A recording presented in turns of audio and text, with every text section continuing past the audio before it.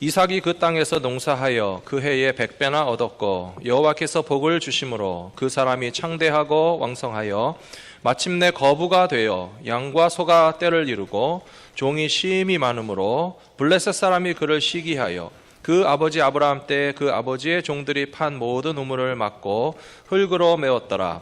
아비멜렉이 이삭에게 이르되 내가 우리보다 크게 강성한즉 우리를 떠나라. 이삭이 그것을 떠나 그랄 골짜기에 장막을 치고 거기 거류하며 그 아버지 아브라함 때 팠던 우물들을 다시 팠으니 이는 아브라함이 죽은 후에 블레셋 사람이 그 우물들을 메웠음이라. 이삭이 그 우물들의 이름을 그의 아버지가 부르던 이름으로 불렀더라. 이삭의 종들이 골짜기를 파서 샘 근원을 얻었더니 그랄 목자들이 이삭의 목자와 다투어 이르되 이 물은 우리의 것이라 하매 이삭이 그 다툼으로 말미암아 그 우물 이름을 에색이라 하였으며 또 다른 우물을 팠더니 그들이 또 다툼으로 그 이름을 신나라 하였으며 이삭이 거기서 옮겨 다른 우물을 팠더니 그들이 다투지 아니하였으므로 그 이름을 르호봇이라 하여 이르되 이제는 여호와께서 우리를 위하여 넓게 하셨으니 이 땅에서 우리가 번성하리로다 하였더라. 이삭이 거기서부터 브엘세바로 올라갔더니 그 밤에 여호와께서 그에게 나타나 이르시되 나는 내 아버지 아브라함의 하나님이니 두려워하지 말라. 내 종 아브라함을 위하여 내가 너와 함께 있어 내게 복을 주어 내 자손이 번성하게 하리라 하신지라. 이삭이 그곳에 제단을 쌓고 여호와의 이름을 부르며 거기 장막을 쳤더니 이삭의 종들이 거기서도 우물을 팠더라. 아멘. 어떤 골동품 수집가가 소문에 듣지 아니 어떤 마을에 아주 소중한 골동품이 있다는 소리를 듣고 그 마을을 찾아갔대요. 한나절 그 마을을 계속 돌고 찾아도 소문에 듣던 자기가 원하는 골동품을 찾을 수가 없었습니다. 그래서 해는 뉘엿뉘엿 져가고 허기진 배를 채우려고 시골 조그마한 식당을 찾아서 밥을 주문하고 그 밥을 기다리는데 대문간에 강아지 한 마리를 키우는데 강아지가 먹는 밥그릇에 시선이 빼앗긴 거죠. 소문에 듣던 그 골동품이 강아지 밥그릇으로 쓰고 있는 거예요. 그래서 밥을 대충 먹고 주인을 불러서 저 강아지가 내 마음에 드니까 저 강아지를 나에게 파라고. 이게 흥정이라는 게 서로 딱 맞아야 흥정이 되는데 이 식당 주인이 강아지 팔 생각이 없는 거예요. 그래서 강아지 값을 더 올리고 더 올려서 보통 시중에서 사고 파는 강아지 값의 5배를 주고 드디어 강아지 흥정을 끝낸 거죠. 그러고는 주인한테 이제 강아지 목줄을 끌고 막 나가는 길에 이 골동품 수집가가 주인한테 개 팔았으니 그 개밥그릇도 좀 끼워달라고 그랬더니 이 식당 주인이 눈이 동그래지면서 하는 말이 요즘 정말 이상한 사람들이 너무 많다고. 아니 저 개밥그릇이 탐을 내는 사람들 때문에 지금 강아지를 5마리째 팔았대요. 분명히 웃어야 되는데 더 웃긴 말을 기다리면 곤란해요. 그러고는 강아지 밥그릇을 못 얻고 골동품 수집가가 쓸모없는 강아지를 끌고 가는 그 모습을 한번 상상해 보시기 바랍니다. 오늘 저는 가치라고 하는 주제를 가지고 함께 은혜를 나누려고 하는데 마치 개밥그릇이 엄청난 골동품인 걸 알면서도 그 값을 주지 않고 강아지 5마리 값만 주고 골동품을 가지려고 했던 사람, 그러나 결국 쓸모없는 강아지를 끌고 가는 골동품 수집가의 모습이 오늘 이 시대를 살아가는 우리들의 모습일 수 있다는 겁니다.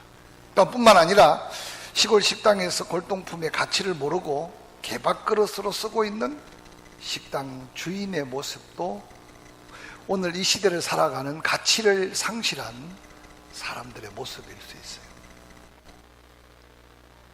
저는 이번 집회를 준비하면서 여러분이 섬기는 갈보리 믿음교회에 대해서 아는 것이 하나도 없어요.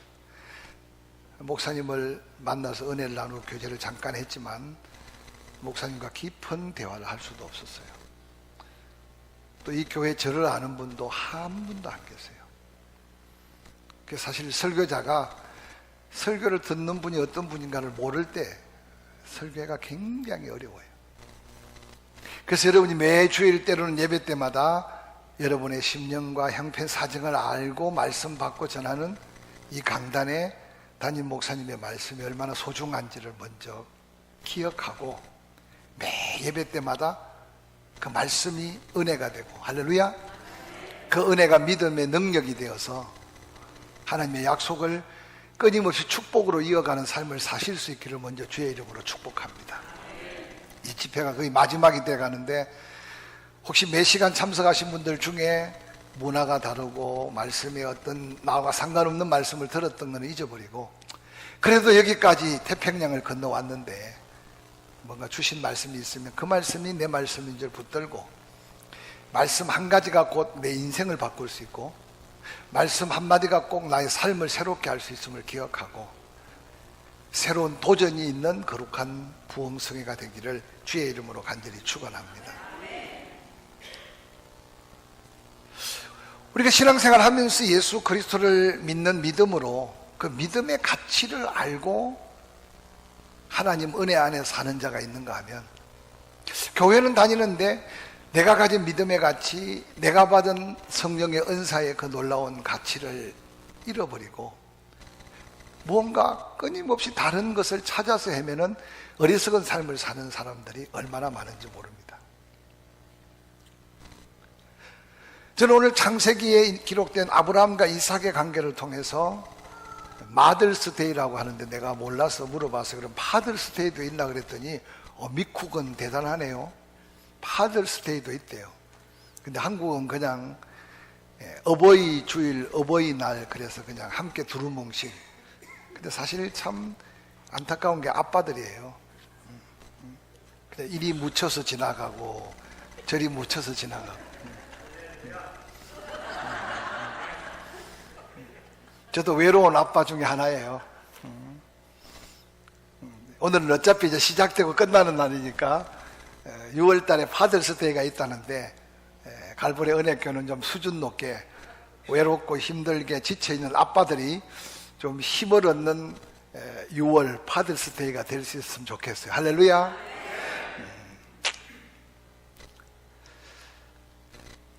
이 땅에 우리가 정말 어버이날을 부모님들을 생각할 수 있다면 세상 사람들은 그냥 단순하게 카네이션 달아드리고 선물 좀 드리고 그리고 뭐 어버이 노래 불러본 적도 오래됐지만 그냥 그렇게 지나가요.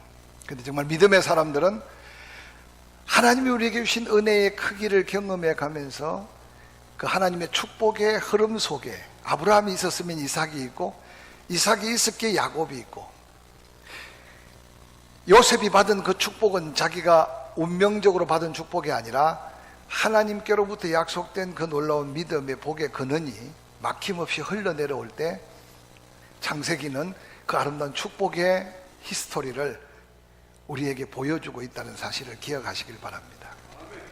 저는 오늘 주일 아침에 하나님이 아브라함을 부르심에 따라 아브라함이 순종함으로 하나님은 아브라함을 믿음의 조상으로 삼으셨어요. 그리고 아브라함에게 복의 근원의 복을 약속하셨습니다. 근데 결론적으로 생각하면 아브라함이 그 복을 다 누리지는 못했어요. 창세기를 자세히 묵상해 보면 아브라함이 약속을 받고 믿음으로 순종한 걸음 이후에 아브라함이 약속한 복을 이삭이 받아 누리고 또 아브라함도 이삭도 다 받아 누리지 못한 복을 야곱이 더 누리고 그러는 그 아들 요셉은 더 하나님의 놀라운 축복의 생애를 살아가는 모습을 통해 하나님의 놀라운 축복의 흐름, 복의 근원의 역사를 우리에게 보여주시면서 약속된 복을 받아라, 그 받은 복을 누려라, 또한 복을 받았다면 그 복을 지켜가서 대를 이어가는 축복의 통로가 될 것을 우리에게 거룩한 부담으로 명령하고 있는 말씀이 바로 창세기의 말씀이에요. 오늘 저는 아브라함과 이삭을 통해 역사한 하나님의 축복의 놀라운 역사를 살펴가면서 하나님이 이삭에게 주셨던 그의 100배의 축복의 신비한 비밀들을 우리가 좀 다시 깨달아서 우리 삶에 이미 그 복을 받았거나 또한 그 복을 받아서 그 축복을 지켜가고 누려가는 그런 복된 갈보리 믿음교회, 아름다운 믿음의 공동체가 될 수 있기를 주의 이름으로 간절히 축원합니다. 창세기 12장 1절은 그렇게 말해요. 하나님이 아브라함을 불렀어요. 아브라함은 하나님의 그 부름 앞에 순종했어요. 우리는 그냥 성경을 단순하게 불렀으니까 갔구나, 그게 아니에요. 갈대아 우르는 오늘 세상적으로 말하면 너무너무 풍요롭고 부족함이 없는 땅이었어요. 하나님의 부르심은 항상 세상적인 가치로 비유하면 더 좋은 곳으로 불러주셔야 되는데, 하나님이 아브라함을 부르신 것은 세상적인 좋은 환경 가운데서 하나님만 바라봐야 살 수 있는 그 가나안 땅으로 부르신 거죠. 그 땅의 거리를 추측할 때 2000km, 2600km까지 보는 사람이 있어요. 갈대아 우르에서 하란을 거쳐 가나안 땅까지. 그래서 아브라함은 그 머나먼 길을 하나님의 말씀만 쫓아서 갔다. 바랄 수 없는 중에 바라고 갔다. 그걸 믿음의 우선들은 아브라함의 믿음이었다라고 히브리서는 기록하고 있어요. 창세기 12장을 펼쳐보면 그렇게 순종한 아브라함에게 하나님은 다시 하나님의 약속을 아브라함에게 복으로 약속하셨어요. 그런데 창세기 12장에 약속한 그 복을 맛보기도 전에 아브라함에게 닥쳐온 것은 한 번도 경험해 보지 않는 엄청난 흉년을 아브라함이 경험하게 됩니다. 하나님의 부름받아 온 가나안 땅은 아브라함이 이전에 경험하는 땅과 달랐습니다. 이스라엘 땅은 지금도 6개월 동안 비 한 방울, 이슬 한 방울이 내리지 않습니다. 그래서 그 6개월을 건기라고 말합니다. 이제 6월 달부터 시작되는 건기는 정말 하늘에 구름 한 점이 없습니다. 그리고 아침에 일어나도 이슬 한 방울이 내리지 않습니다. 그런데 10월 달이 되면 하나님께서 이른비를 내린다는 약속대로 이른비가 내립니다. 그래서 성경은 이스라엘 백성들이 하나님의 은혜를 고백할 때 이른비와 늦은 비의 축복이다 라고 고백하는데, 이 이른비가 내릴 때 바로 뭔가 기대하고 소망을 가진 자는 분명히 씨를 심어야 돼요. 저는 이스라엘 땅을 밟고 묵상할 때마다 감동이 되는 게, 바쁘다고 안 심고 피곤하다고 안 심고 뭐 좀 미루었다 하려고 안 심고, 그렇게 그 이른 비가 내릴 때 심지 않으면 그 해는 아무것도 거둘 수가 없는 겁니다. 이게 하나님의 철저한 하나님의 원칙 방법대로 살아야 될 하나님의 백성들에게 주어진 놀라운 교훈이 담겨 있어요. 그러면 이른 비에 심었다고 거둘 수 있느냐? 중간비도 당연히 있어요. 그런데 이제는 3, 4월이 지나가면서 늦은 비가 내려요. 여러분, 곡식이 결실할 때 엄청난 수분이 필요하다는 걸 아셔야 돼요. 이른 비 때 아무리 정성껏 심고 이른 비 때 아무리 시간을 지켜 심어도 늦은 비가 내리지 않으면 결실이 되지 않아요. 그리고는 5월이 지나가면 그들은 첫 보리밀을 추수합니다. 한번 상상해 보세요. 6개월 동안 건기 메마른 땅에 하나님이 이른 비를 내릴 때 하나님의 때에 맞게 심었고, 하나님께서 늦은 비를 내려주시고 결실한 그 결실을 추수하는 감격은 은혜를 받아본 자의 감사에 놀라운 감격이에요. 하나님은 그렇게 이스라엘 백성들을 하나님과 함께함의 은혜 속에 살도록 가르쳐주고 있어요. 그런데 이른 비가 내리지 않거나 중간비가 내리지 않거나 늦은 비가 내리지 않으면 아무것도 거두어 드릴 수 없는 기근 흉년을 맞게 됩니다. 우리 같은 경우 예수 믿고 구원받으면 병도 낫고, 예수 믿고 구원받으면 환경이 다 바뀌고, 예수 믿고 구원받으면 모든 게 다 형통하다면 오늘 예수 안 믿을 사람 어디 있겠어요? 근데 여러분, 아브라함의 말씀을 통해서 다시 한번 위로와 소망을 가지시기 바랍니다. 더 어려운 환경 속에 흉년을 만났어요. 근데 아브라함은 모든 가난한 사람들이 흉년을 만나면 보따리를 싸서 애굽으로 가듯이 아브라함도 어쩔 수 없어요. 그 땅에 눌러 앉아 살 수가 없는 거예요. 마치 가나안 땅을 떠나면 믿음 없는 것 같지만 그 환경 속에는 가나안 땅에 머물러 있을 수가 없어요. 그래서 아브라함이 애굽으로 내려가죠. 재미있는 게 창세기 12장 10절에 그 땅에 기근이 들고 흉년이 들었어요. 애굽 땅으로 내려갔어요. 그런데 창세기 12장 11절에 아브라함이 애굽으로 내려가면서 그 마음속에 근심이 가득하기 시작했어요. 어차피 흉년은 이미 당한 거고, 아내 사라를 바라보면서 계속 아브라함 마음속에 근심이 생긴 거예요. 염려가 생긴 거예요. 두려움이 생긴 거예요.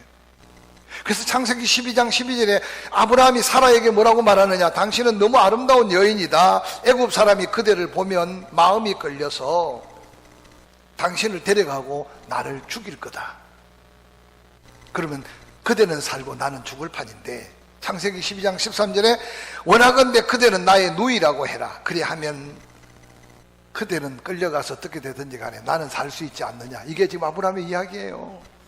저는 이 창세기 12장 11절, 12절, 13절을 읽을 때마다 이 남자로서 참 아주 자존감이 상해요. 우리 믿음의 조상이 자기 아내 하나 지킬 수 없는, 그리고 또 미인을 데리고 사는 남자들의 고뇌도 여기 있는 것 같아. 근데 여러분요, 제가 어느 날 이 말씀을 묵상하다가 너무 놀란 것은, 믿음의 사람이 믿음으로 행하지 아니하면 그 마음속의 염려대로, 그 마음대로, 그 마음의 근심대로, 그 마음의 두려움대로 하나님은 그 환경을 그냥 버려두시는 것 같아요. 아브라함이 걱정했던 또 그대로 아니나 다를까 애굽 땅에 갔는데, 여러분 애굽의 여인들은요, 그 피부가 검고 여러분 뭐 정말 미인이 없었던 것 같아. 그런데 우유빛 같은 피부를 가진 아브라함의 아내 사라가 그 애국 땅을 밟는 순간 아마 어지간한 남자는 근접할 수 없는 그런 아름다움을 가졌던 것 같아. 그러니까 소문에 소문을 타고 바로 바로에게 이 사라가 그냥 바쳐진 거 아닙니까? 바로가 바로 생각도 하지 않고, 그래서 바로예요. 아브라함의 아내 사라를 품에 안으려는 그 순간, 여러분 하나님은 약속의 하나님, 하나님은 그 약속을 지켜가며 아브라함을 통해 믿음의 후손을 하늘의 별, 바다의 모래, 변경할 수 없는 전능한 그 말씀을 지킬 하나님이 바로를 바로 심판한 거죠. 성경은 깊이 이야기하고 있지만 얼마나 하나님의 징계적 재앙이 강력했으면 그 신적 존재 바로가 그 밤에 두려워서 바로 아브라함을 부릅니다. 아니 너의 아내라고 했으면 내가 품지 않을 텐데 네가 너의 누이라고 해서, 저는 이 말씀을 볼 때 바로가요, 누이라고 부르지 않고 아내라고 여러분 빼앗지 않았겠습니까? 하나님의 진노가 두려우니까. 그래서 사라를 돌려보내면서, 그냥 사라만 돌려보내면 그 밤에 진노했던 하나님의 또한 심판이 두려워서 엄청난 재물을 아브라함에게 안겨주는 거예요. 아브라함은 흉년 때문에 애굽에 피난 갔다가 거부가 되어서, 바로 창세기 13장에 가면 조카 롯까지 거부가 되어서, 아무것도 없을 때는 숟가락 하나만 더 얹어서 함께 잘 지냈던 아브라함과 조카 롯의 사이에 여러분 다툼이 일어나고, 그래서 아브라함과 조카 롯이 함께 거할 수 없는 현장까지 벌어지는 게 아브라함의 흉년을 당한 삶의 현장이에요. 근데 창세기 26장 1절에 오늘 우리가 읽었던 본문 바로 전에 그렇게 기록해요. 아브라함 때 첫 흉년이 들었다. 그런데 이삭의 때 또 흉년이 들었다. 성경은 그렇게 기록하면서 이삭이 경험하는 흉년 이야기가 오늘 본문의 배경의 스토리예요. 근데 아브라함이 흉년을 만나는 모습과 이삭이 흉년을 만나는 모습은 좀 대조적인 모습으로 보여주고 있어요. 오늘 이삭도 흉년을 만났어요. 보따리를 쌌어요. 그리고 애굽으로 갑니다. 왜 애굽으로 가느냐? 애굽으로 가야만 나일강 삼각주에 있는 그 고센 땅 풍요로운 곳에 그저 얻어먹어도 부잣집에 얻어먹을 게 많으니까. 근데 놀랍게도 아브라함은 염려하면서 애굽 땅을 걸어가서 염려대로 엄청난 위기를 만났어요. 근데 이삭은 염려하며 가는 걸음이 아니라 자세히 살펴보면 하나님과 교통하며 가는 걸음처럼 성경에 보여드려요. 이제 가나안 땅에서 애굽으로 가려면 지금의 가자지구, 팔레스타인 자치구가 있는 그곳, 바로 오늘 블레셋 평야가 있는 그랄 땅을 패스하면 바로 애굽이 나와요.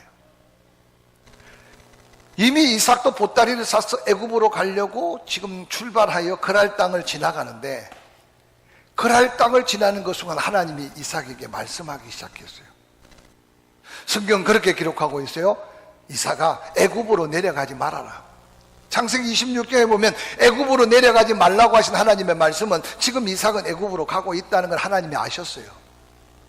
근데 하나님이 그랄 딱 머무를 때 이삭에게 말하기를 꼭 애굽에 내려가야만 사는 게 아니고 여기 머물러라고 말씀하셨어요. 이삭은 하나님과 교통하며 기도하며 가다가 하나님 그 말씀을 걷는 그 순간 그랄 땅에 머물렀다고 성경에 기록해요. 그리고 창세기 26장 8절에 보면 그랄 땅에 오래 머물렀다라고 기록하고 있어요. 이 오래라고 하는 것은 최소한 거의 한 10년 가까이, 아마 타향살이 메테련가 노래 부를 때 혹시 이 자리에 계신 분들도 뭐 한 10년 있다가 내가 고국으로 돌아가야지 했는데도 어느 날 세월이 지나서 20년, 30년을 지날 수 있었겠는데, 이삭이 그 땅에 오래 머물렀다는 것은 쉬운 일은 아니었어요. 하나님이 머물라고 하는 시간까지 머물러 있는 이삭의 아름다운 모습을 한번 바라보시기 바랍니다. 그러면 그 세월이 잠깐 지나가고 창세기 26장 12절에 오늘 우리가 읽었는데 이삭이 그해 농사를 지었는데 100배나 추수했다. 그리고 거부가 되었다라고 기록해요. 첫 번째, 그 100배가 어느 정도 수준일까? 당시에 기득권을 가지고 있는 보편적 그랄 사람이 한 해 농사를 지은 것이 하나라면 하나님은 이삭에게 그 하나에 비교되는 100을 주셨다는 놀라운 축복을 성경은 소개하고 있는 거예요. 뭐 과거에 여러분 농경 문화 속에, 유목 생활 속에 여러분 어떻게 100배나 복을 받을 수 있겠어요? 그게 하나님의 특별한 은혜인 거죠. 혹시 여러분 주변에 헤아릴 수 없는 축복을 받은 믿음의 간증들을 들어본 적이 있습니까? 저는 목회하면서 집회를 다니면서 종종 그런 간증들을 봅니다. 정말 은혜로 축복받은 사람들은 어떻게 내가 돈을 벌었는지, 어떻게 내가 이렇게 하나님의 은혜 가운데 살게 되었는지 계산되지 않고 상상할 수 없는 축복을 받은 사람들도 있다는 사실을 기억하고 거룩한 축복을 좀 꿈꾸고 그 은혜 안에서 새로운 은혜를 도전하는 갈보리 믿음의 공동체가 되기를 주의 이름으로 축원합니다. 이삭이 100배의 축복을 받는 그 순간, 과거에는요 경제적인 부의 척도가 힘이고 경제적인 부의 크기가 능력이었어요. 이삭이 아무것도 없을 때는 그랄 왕 아비멜렉이 이삭의 아버지 아브라함과의 연관관계 그런 교제권으로 이삭을 옆에서 돌봐줬어요. 근데 갑자기 이삭이 엄청난 부와 권세를 가지고 되니까 그랄이 많은 사람들이, 또 특별히 아비멜렉이 이삭을 핍박하기 시작했어요. 이삭의 재산이 늘어나니까 우물을 더 파야 되는데 아비멜렉의 종들이 와서 그 우물을 메워버립니다. 그리고 쫓아냅니다. 이삭이 갈 수 있는 곳은 골짜기밖에 없어요. 좀 더 골짜기로, 좀 더 골짜기. 메우면 또다시 가서 팝니다. 그래서 우리가 생각하면 그저 핍박받는 이삭을 생각하면 쫓겨다니고 우물을 파면 메워버리는 것 같지만, 하나님의 은혜가 함께하는 이삭을 발견하면 파면 우물이 나오고 파면 우물이 나오고. 여러분이 가나안 땅은요 물이 엄청나게 귀합니다. 판다고 물이 나오는 것이 아니에요. 이걸 알게 되면 지금 이삭이 파면 물이 나오고 파면 물이 나오는 것은 하나님의 특별한 은혜인 걸 깨닫게 됩니다. 지금도 그리심산 에발산 사이에 야곱이 우물을 팠던 야곱의 우물이 있어요. 세월이 오래 지나서 또 메우고 또 건물을 메우고 다시 짓고 해서 지금 야곱의 우물은 약 지하 1.5층 정도 지하에 있는데 약 50m 깊이에, 여러분 상상해 보세요. 야곱이 파서 야곱이 마시고 그 후손들이 지금까지 마시는 그 우물이 지금도 7수로, 그래서 지금도 두레박에 물을 길어서 그 물을 마셔요. 제가 2016년도도 가서 그 물을 마시고 왔어요. 이게 이스라엘 땅의 신비입니다. 여리고의 엘리사의 샘은 엘리사 때 선물을 단물로 바꿔서 지금도 계속 그곳에 물이 펄펄펄펄 나오고 있어요. 무슨 이야기냐면 왜 여전히 베델, 왜 여전히 세겜, 왜 여전히 여리고, 그건 바로 하나님이 그곳에만 물의 권한을 주셨지 딴 곳에는 물이 없어요. 근데 오늘 놀라운 것은 블레셋 사람들은 메우고 또 쫓아내도 이삭이 파면 또 물이 나오고 또 물이 나오고, 이스라엘은 비를 흡수하는 땅 거의 대부분이 스케암청으로 되어 있어서 물이 있는 곳도 최소한 20m, 30m를 파야만 물이 나온다고 상상해 보십시오. 이삭이 돈이 많아도 그 종들과 함께 그 안반을 뚫고 20-30m 운물을 파서 물이 나오면 다음날 아침에 가면 또 운물을 메워버리고 그들의 군사들이 지키고 있고 쫓겨가는 신세가 됐다고 생각해 보십시오. 그런데 놀랍게도 결론은요, 이삭은 그 100배의 복을 다 지켰고 이삭은 그 100배의 복을 다 누리고 살았다는 사실이 오늘 성경이 우리에게 주는 놀라운 위로고 도전이며 믿음의 축복의 말씀임을 기억하시기를 주의 이름으로 간절히 축원합니다.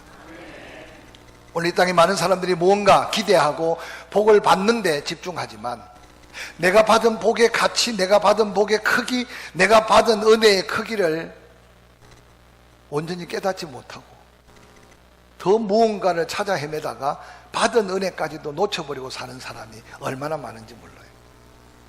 그래서 저는 저희 교인들에게 기가 닳도록 가르칩니다. 은혜의 크기는 감사의 크기다. 한번 따라합시다. 은혜의 크기는 감사의 크기다. 여러분, 부모의 사랑의 크기가 효조의 크기라면 불효한 자식이 어디 있겠어요? 저희 집안일을 잠깐 이야기하면 저희 집은 좀 자식이 귀해서 저희 아버지가 2대 독자였어요. 근데 아들 셋을 낳았는데 하나는 잃어버리고 저희 형님하고 저하고 둘이 있어요. 저희 형님도 목사예요. 근데 저희 형님은 크면서 쏙 한번 썩이지 않고 그냥 착하게만 컸어요. 제가 봐도 저보다 훨씬 형님이 맛있는 거 좋은 거는 더 많이 먹었는데도 저는 치어 박히고 얻어맞아가며 컸는데도 키는 제가 훨씬 더 크고 장가도 훨씬 더 잘 가고 지금 저희 어머님이 94세인데요 한 14년을 저희 집에서 모시고 있다가 이제 노인성 치매가 오셔서 지금 작년에 집회하러 왔던 손병렬 목사님 교회에서 하는 엘림 수양관에 지금 저희 어머님이 계세요. 저는 효자가 아니지만 어쨌든 부모를 모시는 자식이 효자잖아요. 저는 효도를 한다는 것은요, 부모님의 사랑의 크기를 은혜의 크기로 깨닫는 자가 부모에게 더 효도할 수 있다는 걸 기억하시기 바랍니다. 근데 그 사랑을 아무리 많이 받아도 그 사랑의 크기를 다 가름하지 못하면 마음을 자꾸만 놓쳐버려요. 그렇다고 저희 형님이 불효자라는 말은 아니에요. 그러나 여러분, 정말 우리가요, 어떤 사람은 작은 은혜를 받았는데도 그 감사의 크기가 너무 커서 큰 은혜를 받은 자의 모습보다 더 감격 속에 신앙생활을 하는 사람들이 너무 많아요. 오늘 거룩한 주일을 맞이하면서 그저 마더스데이, 제가 어제 잠깐 코스트코를 가봤는데 막 꽃이 얼마나 만발하던지 저도 꽃다발 하나를 갖다가 우리 집사람한테 주고 다시 받아서 갖다 꽂아놓고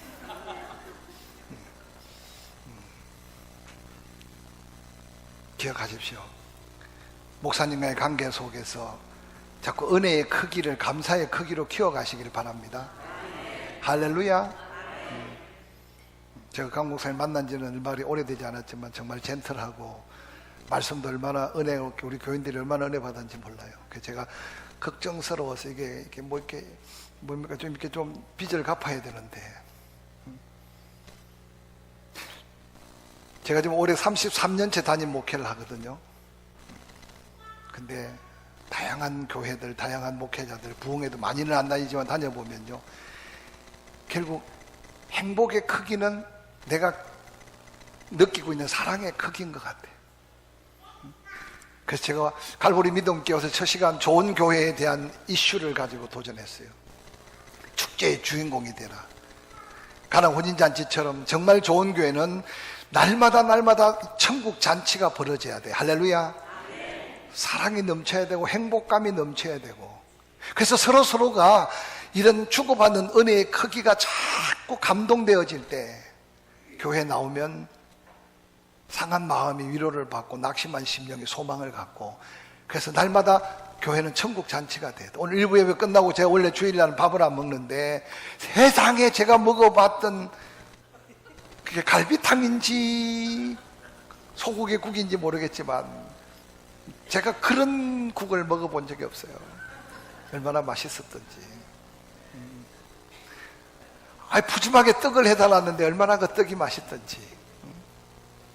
여러분, 먹는 것 하나까지도 감동이 있는 잔치집이 될 때 하나님께서 필요한 섬김의 대상들은 보내주시고 세워주시고. 할렐루야. 한번 따라합시다. 은혜의 크기가 감사의 크기다. 어떤 분들은 은혜는 목사님이 주는 것 같지만 여러분요, 절대 목사가 은혜 주는 거 아니에요. 여러분이 은혜를 그냥 받는 거예요. 은혜 주시는 분은 하나님이세요. 할렐루야. 그래서 은혜가 안 될수록 여러분이 좀 더 심령밭을 갈아엎고 좀 사모하는 마음을 가져야 돼요. 먼저 받은 은혜부터 감사부터 하시라니까. 할렐루야. 감사의 크기가 은혜의 크기가 되는 거예요.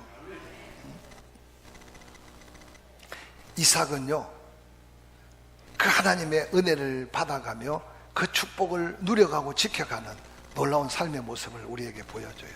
저는 오늘 아브라함과 이삭의 다른 모습 속에서 이삭이 받은 100배의 축복을 받는 것도 중요하지만 누리고 이어져서 복의 근원의 통로가 막힘없이 아브라함에게 약속된 복이 이삭에게 약속된 그 복이 야곱에게로 이어지는 이 놀라운 축복의 사이클을 여러분의 생애 가운데 놓치지 않기를 주의 이름으로 간절히 축원합니다.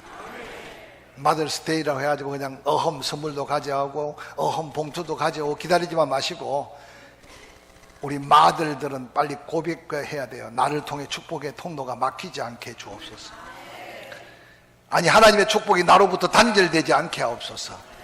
그래서 좀 더 기도할 제목이 많아지고 받은 은혜 감사하면서 그 감사가 대를 이어가는 감사가 되고, 그래서 온 가정이 정말 마더스데이 앤 해피데이, 할렐루야. 그런 엄마들이 모인 교회, 갈보리 믿음 교회, 행복한 교회, 이 놀라운 축복을 누리시기를 주의 이름으로 간절히 축원합니다. 저는 오늘 본문 속에서 그럼 이삭이 100배의 축복을 받아 누려가는 놀라운 비밀을 한 서너 가지를 보여주려고 해요. 첫 번째, 아브라함이 걸어갔던 걸음과 이삭이 걸어갔던 걸음들을 상상해 가면서 하나님 제게 준 도전은 한번 따라해 보실래요? 아무리 어려워도 끝까지 믿음으로. 아브라함은 염려하고 걱정하고 걸어갔어요. 여러분, 성경 신구약 성경을 아무리 탈탈 털어도 이런 거는 염려해라, 이 정도는 걱정해라 하고 말씀하신 하나님 말씀은 하나도 없어요. 하나님은 오직 믿음에 대해서 강조하는데 믿음의 최고의 적은 염려예요. 믿음의 최고의 적은 의심이에요. 믿음의 최고의 적은 두려움이에요. 의심하면 염려가 생기고 염려하면 그것이 두려움으로 엄습해 와요.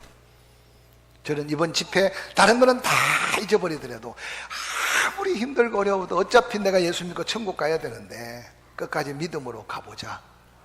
할렐루야. 옆 사람 쳐다보고 우리 교회는 갈보리 믿음교회입니다.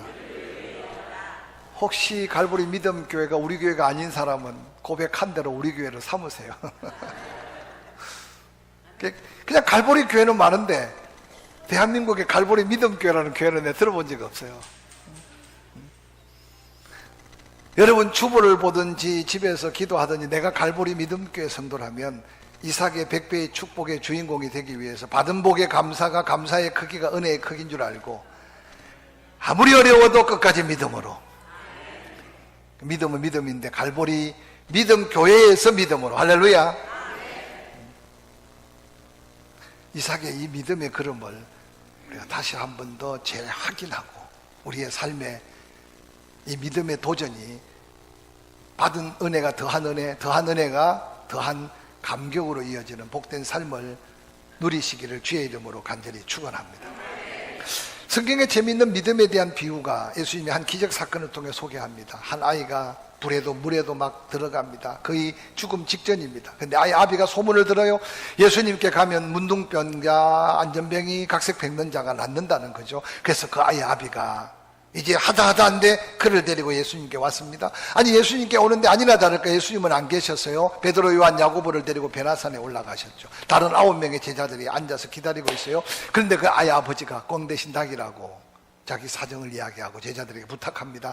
우리 아이가 지금 귀신 들렸습니다. 물에도 불에도 들어가서 이 모양입니다. 좀 고쳐주세요. 그러니까 예수님의 제자들 중에 몇몇이 잘 됐다, 그럼 데려와라. 기도했습니다. 안수 기도도 했습니다. 소리쳐 기도했습니다. 그런데 귀신이 꿈쩍도 안 하는 거예요. 그 아예 아비의 심경에 변화가 생긴 거죠. 조금 전에는 어리되어서 고쳐주세요 고쳐주세요 하던 아예 아비가 갑자기 제자들이 아무리 기도하고 용을 써도 안 되니까 아예 아비가 갑자기 흥분하기 시작한 거예요. 아마 경상도 사람이라서 그랬을 거야. 이것들 다 사이비 아니야? 어디서 그냥 사기치고 다니냐고. 너가 선생 예수는 어디 갔냐고. 기도해도 안 낫는 병이 어디 있냐고. 아마 도리어 아예 아비가 갑이 된 거예요. 상상이 갑니까? 한참 신경질을 하니까 주변에 구경꾼들까지도 몰려들었어요. 그때 예수님이 나타나신 거죠. 예수님이 나타났으면 다소곤하게 제자들은 안 됐지만 예수님 어떻게 좀 이게 아니었어요. 아예 아비가 제가 본문을 묵상하는 중에 생각할 때요, 더 언성을 높여서 당신 제자들 다 가짜였어, 사이비였어, 기도했는데 안 돼, 안수도 했어. 당신 혹시 제자들한테 뭐 안 가르쳐 준 거 있냐고. 병 고치는데 사사하지 않은 게 있냐니까요. 그때 예수님이 그 흥분한 아이 아비에게 그 권세 있는 음성으로 하신 말씀이 마가복음 9장 23절, 할 수 있거든이 무슨 말이냐? 믿는 자에게 능치 못한 일이 없다.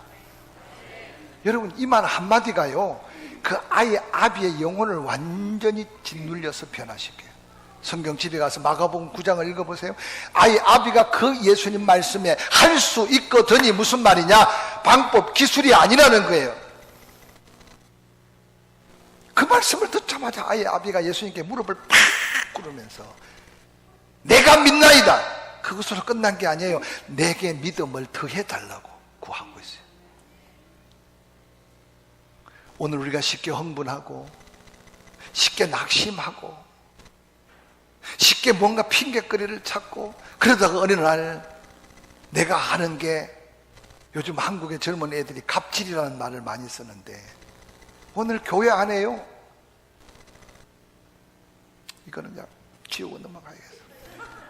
너무 많아요. 기술이 문제가 아니고 방법이 문제가 아니에요. 믿음이 있느냐 없느냐. 내가 믿습니다. 믿음이 적었습니다. 내가 믿음이 적어서 내 집에 귀신이 들어왔고, 내가 믿음이 적어서 내 아들이 지금 불에도 물에도 들어가는 걸 내가 몰랐습니다. 이제라도 내가 믿습니다. 내게 믿음을 더해서 주십시오. 아이 고쳐달라고 큰소리 쳤던 아이 아비가 자기 믿음 없음을 탄식하는 거예요.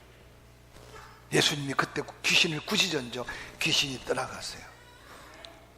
갈보리 믿음교회 성도들이라면 이 믿음의 이름의 가치를 가지고 아무리 힘들어도 아무리 어려워도 동행하는 믿음의 그런 하나님의 약속한 약속이 이루어지는 이삭의 축복을 잃어버리지 않기를 주의 이름으로 간절히 축원합니다. 두 번째, 이삭이 우리에게 도전하는 100배의 축복을 누리고 지킬 수 있는 비결은요, 오늘 이삭은 복을 받는 그 순간부터 얼마나 주변에 많은 사람들이 그를 핍박하는지, 그래서 또 쫓겨가고 또 쫓겨가고. 여러분, 운물이라는 것은 그 당시에 유목 생활을 하는 이삭에게는요, 재산 1호예요. 그 우물을 판데 또 메워버려요. 또 쫓아내요. 근데 성경을 아무리 읽어도 이삭이 그들과 싸우거나 수하거나 세상적으로 세상의 힘을 의지하지 않아요. 또 양보하고 또 물러서고. 재밌는 게 성경에는요, 골짜기로 골짜기로. 오늘 우리는 세상적으로 바라보면 이삭은요, 복을 받은 게 도리어 고통이고 복을 받은 게 도리어 저주일처럼 느껴질 수 있어요. 그러나 이삭은 끊임없이 아무리 어려움을 당하고 힘든 일을 당해도 또 양보하고 또 양보하고. 제가 이 말씀을 듣는 순간 제 가슴 속에 이런 메시지가 들려오는 거예요. 정말 하나님의 은혜로 사는 사람, 하나님의 축복을 사는 사람, 그 복을 누리며 사는 사람은 아무리 억울한 일을 당하고 아무리 손해를 봐도 끝까지 선을 행하는 것이 바로 하나님의 축복을 이어가는 축복의 주인공이 될 수 있다. 할렐루야.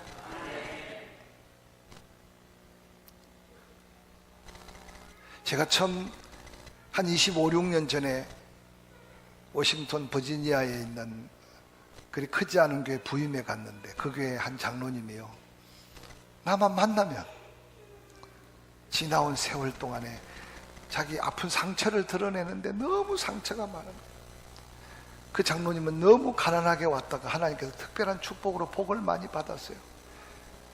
당시 한국에 무기를 수출할 때 그 장로님이 가지고 있는 특별한 아이템은 한국 무기 수입에 없어서는 안 될 부분이 있어서 정말 많은 축복을 받았어요. 그렇게 복을 받으니까 주변에 처음 이민 오는 사람들이 도와달라 그러면 전도하려고, 그래서 여러분 보증도 서주고 때로는 돈도 빌려주고.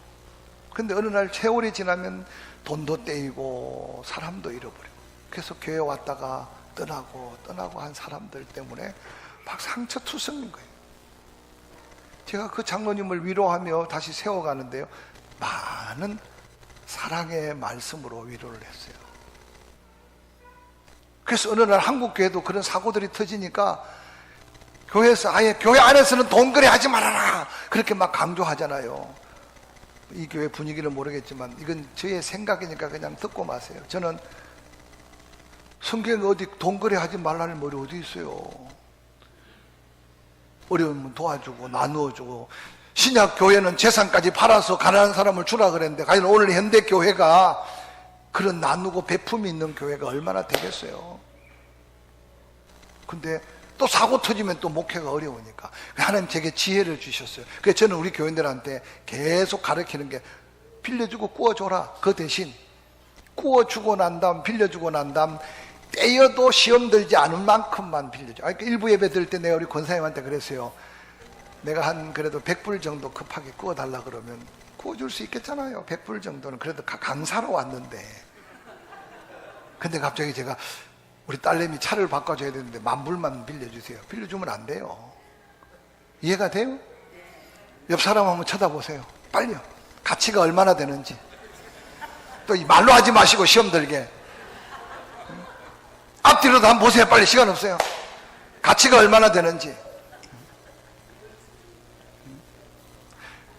정말 우리가요, 사랑의 크기가 내가 나눌 수 있고 베풀 수 있는 크기예요. 그래서 제가 부흥회 가면 종종 그 간증을 시켜요. 성경에 우리가 하나님 우리 서로 사랑하라 그랬는데 어떻게 사랑하라고 가르쳤어요? 내가 있는 것으로 사랑하고 네가 줄 수 있으면 주고 줄 수 없으면 주지 말라 그랬어요. 하나님이요, 내가 너희를 사랑한 사랑을 가지고 너희들이 정말 사랑한다면 따라합시다. 형제를 목숨을 다해서 사랑해라. 정말 그 말씀 믿어요? 아멘 소리가 적어지네. 그 말씀 믿어요? 하나님 말씀이에요. 그 말씀 믿는다면 옆 사람한테 그렇게 이야기하세요. 빨리요. 옆 사람 쳐다보시고, 간이 필요하면 내한테 이야기하세요. 다 드릴 수는 없지만 한 절반 정도는 떼줄게. 의심이 가는 사람이 있으면 빨리 가서 공정 받아요. 또 옆 사람 쳐다보고 이야기하세요. 신장이 필요하면 2개 다 줄 수 없지만 하나는 드릴게. 날 쳐다보지 마요. 나는 갈 거예요. 저 어느 날요, 목회하면서요, 성도들끼리 부딪히고 성도들끼리 시험 들어서 떠나는 걸 보면 너무 안타까운 거야. 그래서 제가 계속 이걸 강조해요. 아니 여러분, 아무리 섭섭한 소리를 듣고 아무리 손해를 봐도 당장 간 떼달라고 안 하면 감사하란 말이야. 웃지 말고 좀 울어야 돼 이거 진짜. 근데 말 한마디 듣고 시험 들어가지고 섭섭귀신이 들어서 교회 안 나오면 결국 떠나는 그 사람은 괜찮아. 목사님의 간이 녹아내린다니까. 사모님의 간이 녹아내리고.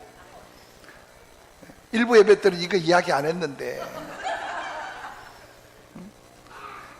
하여튼 칼보리 믿음교회가요, 정말 그 이름대로 칼보리에는 여러분 영광은 없어요. 고난이고, 예수님은 부활 성천을 감람산에서 했어요. 끝까지 우리는 죽으면 살고, 할렐루야. 아무리 어렵고 아무리 힘들어도 끝까지 우리는 사랑으로 선을 베풀을 때 받은 복을 지키고 더한 복을 누리는 축복의 사명이 있음을 기억하시기를 주의 이름으로 간절히 축원합니다. 축원합니다. 그래서 여러분, 시험 들 수 있어요. 강 목사님은 워낙 인자해서 시험 안 들겠지만 저는요, 목사의 안테나는 초고성능이라 못 들은 척 하지 여러분 다 들려요.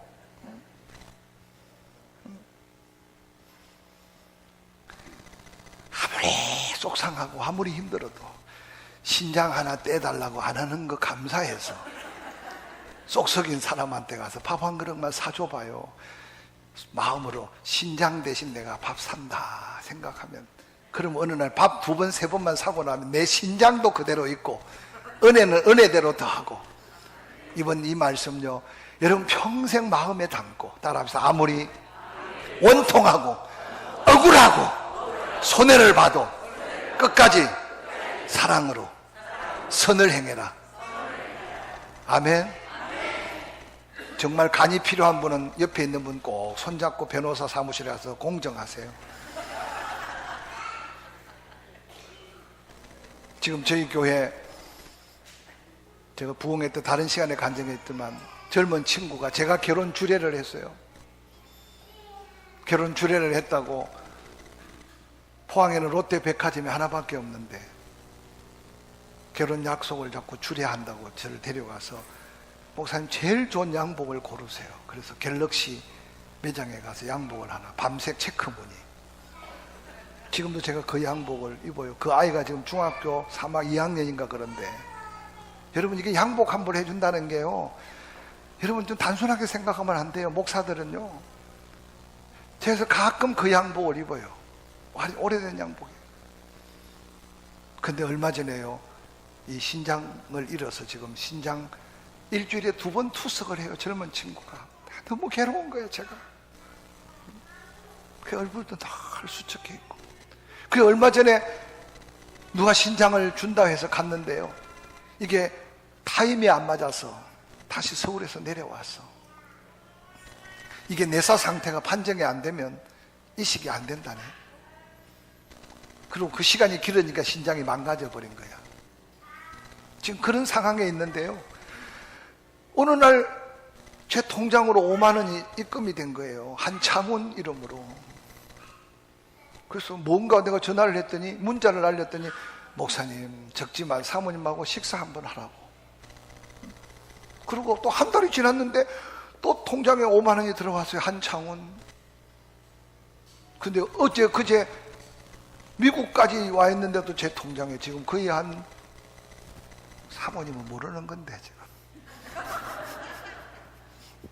한 6개월 동안 지금 계속 매달 5만 원씩 들어와요. 저는 어느 날 처음에는요, 아이고 저거 부부와 같이 밥 먹으려고 그러면 돈이 모자라니까 5만 원 보냈겠지 생각했는데, 한 달 지나면서요, 제 통장에 그 5만 원 문자가 들어올 때마다 제 가슴 속에 계속 아려요. 여러분, 큰 선물이나 큰 돈이 사람을 감동시키는 게 아니라 그 마음이 사람을 감동시키는 거야. 여러분만 힘들다고 생각하지 말고 더 어려운 사람 돌아보면서, 2번째 축복을 누려가고 지켜가는 비결, 아무리 원통하고 억울하고 힘들어도 따라합시다. 끝까지 사랑 안에서 선을 행해라.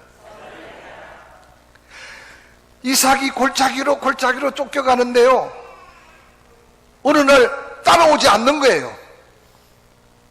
그곳에 우물을 팠더니 물이 펑펑펑 나와요. 지난번보다도 골짜기인데도 더 땅이 넓어요. 그래서 그곳에 이름을 르호봇이라고 이름을 지었어요.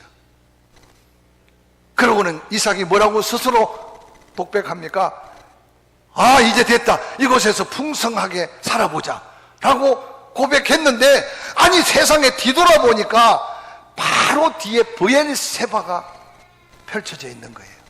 여러분은 지금 뭐 그랄이 어디고 브엘세바가 어디고 이야기해도 감이 안 오지만, 그래서 여러분, 목사님들이 그 땅을 많이 밟아봐야 돼요. 오후 예배는 시간이 없어서 목사님이 저를 만나고 난 다음에 제가 이스라엘을 다녀오고 연구하고 책을 쓰고 있는데, 출애굽 여정만 고센 땅에서부터 시내산까지, 그래서 사진도 보고 그 지역을 돌아보면서 잠시 은혜를 받으려고 하는데, 가실 분은 그냥 가세요. 바쁘고.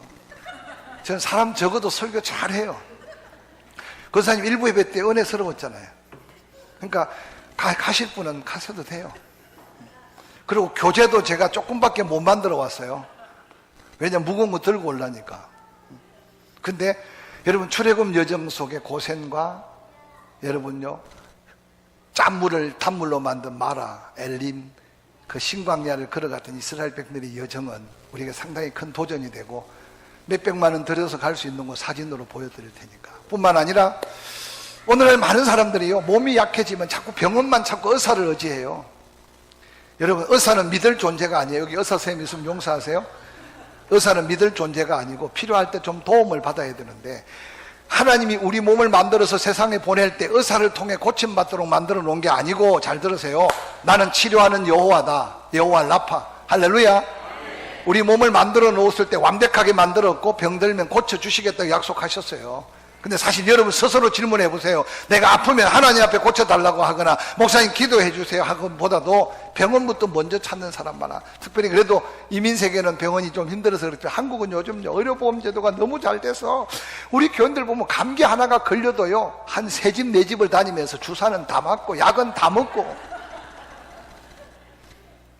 또 그러다가 또 목사 기도도 받고 나중에 낫고 나면 기도해서 나았는지 김약방 약이 맞았는지 박약방 몰라요. 그러니까 감사가 없는 거예요. 정말. 제가 목사님한테 그 사이트를 가르쳐 줬는데, 제 친구 중에 노완우 목사라고 있어요. 그가 죽을 어떤 마비 현상이 왔다가 고침받고 난 다음에 몸의 건강을 지켜가는 비결을, 제가 그 수제자가 되었어요. 그래서 제가 일부 예배 때도 이야기했지만, 외과 의사들요, 자기 허리 아프다고 수술 안 받아요. 여러분 주변에 의사들 중에 암 걸린 사람, 항암제 맞는 사람이 있으면 데려와봐요. 안 맞아요. 즉 암은 항암제로 이길 수 있는 게 아니고, 척추, 허리가 아무리 아파도 수술해서 완벽하게 고칠 수가 없어요. 근데 하나님 우리 몸을 만드실 때 아픈 이유도 있고 회복시킬 수 있는 능력이 하나님께 있어요. 그래서 오후 예배 참석하시는 분들에게는 몇 가지 건강에 대한 팁을 드리려고 그래. 굉장히. 제가 약장사는 아니에요.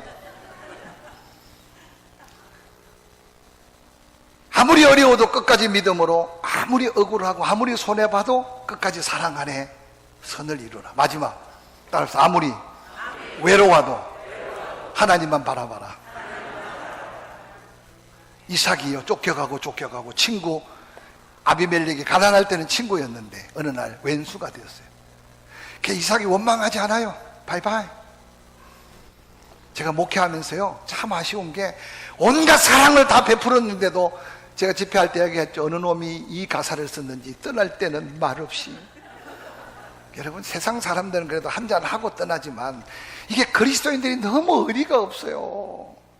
혹이라 떠날 수 있는 환경이라도 그래도 그동안 목사님, 사모님 고마웠습니다. 제가 떠남을 해서 목사님 마음이 아플 텐데 그래도 용서해 주시고, 그리고 조그마한 선물이라도 그래 식사라도 한번 하시고 저를 위해서 축복기도, 이런 사람 본 적 없어요. 저 33년 목회하면서 미국 걔는 있나 모르겠어요. 아주 입 싹 닫고. 근데 또 신기한 게요, 그렇게 떠나면 안 만나죠. 와, 진짜요. 이게 하나님의 특별한 섭리라는 걸 알아야 돼요. 혹시 과거에 그런 경험이 있는 분들요, 생각해봐. 안 만나신다니까. 이게 영적인 은혜라는 게. 근데 갈보리 믿음교회 나오면 매주 만나고, 또 수요일날 나오면 또 만나고, 금요일날 나오면 또 만나고. 할렐루야. 옆 사람한테 이렇게, 우리의 만남은 우연이 아니다.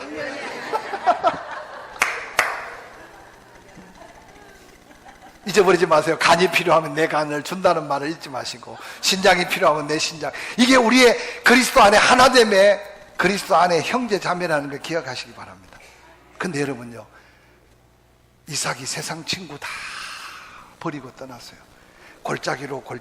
그래서 브엘세바까지 돌아보니까 아버지가 그곳에 우물을 파고, 아버지 아브라함이 그곳에 제단을 쌓고 하나님의 이름을 불렀던 세상의 브엘세바 제단, 흉년 때문에 애굽으로 가려다가 하나님 말씀 때문에 그랄에 머물렀는데, 하나님은 이삭을 어디까지 인도하셨느냐? 하나님이 바로 브엘세바 그 골짜기 밑에까지 이삭을 인도한 거예요. 그때서 이삭이 깨달은 거예요. 아하! 르호봇 넓고 르호봇 번성할 수 있지만 내가 머물러 있어야 될 곳은 브엘세바구나. 할렐루야. 그래서 이삭이 르호봇의 장막을 쳤다가 그 밤에 올라가서 브엘세바에서 제단을 쌓았어요. 근데 놀랍게도 그 재단에 여러분, 이삭이 피하고 피할 때는 하나님 말씀이 없었어요. 이삭이 어려움 당하지만 하나님은 때로 잠잠했어요. 그런데 브엘세바, 하나님이 원하시는 그 재단을 쌓는 그곳에 하나님이 이삭에게 다시 제 언약을 약속하고 있는 말씀이 오늘 본문의 말씀이에요.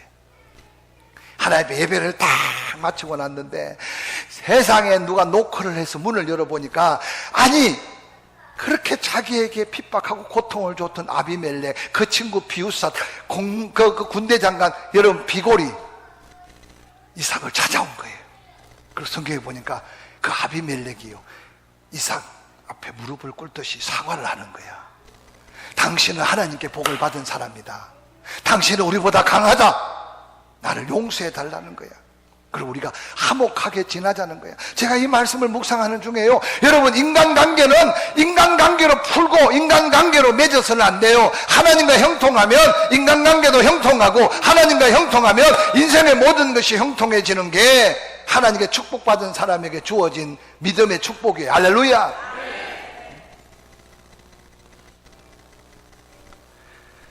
제가 한동안 즐겨 부렸던 찬송 중에 오늘의 기도라는 찬송이 있는데요, 가난하지만 비굴하지 말고, 부유하지만 오만하지 말고, 때로 나를 떠나버려도 떠난 자 때문에 억울하거나 원통해하지 말아라. 이 목사도 상처받는다는 걸 아시나 모르겠어요. 죄송한데 우리 직종들이 예민해요. 좀 알아줬으면 좋겠어요. 그래서 할 수 있으면 여러분요, 때로는 목사님에게 상담도 하고 기도도 받지만 할 수 있으면 목사도 격려가 필요해요. 할렐루야. 오늘 제가 마치고 인사할 텐데, 그래도 포항에서 여기까지 왔는데 태평양 건너서 그래도 은혜가 안 되더라도 은혜 받았다는 말하고 인사나라고 씩 지나가면 이거 참 사람이 이상해져요. 그래서 여러분, 주일날 교회 올 때요, 활짝 웃는 얼굴로 격려해주고 축복해주고, 따라서 세상 친구들 다 떠나도 하나님만 바라보면 하나님은 나를 회복시키고 돌이키시고 사람을 붙여주시고 만나게 하시고, 저는 이삭의 이 모습을 보면서요, 아비멜렉과 아우샷 비골이요, 찾아와서 이삭에게 사과하고 찾아와서 이삭에게 용서를 구할 사람이 아니라니까요. 하나님이 결국은요, 다 회복시키는 하나님, 다시 세우신 하나님. 그래서 어느 날 제 마음속에요, 사랑하는 종아, 사람 바라보지 말아라.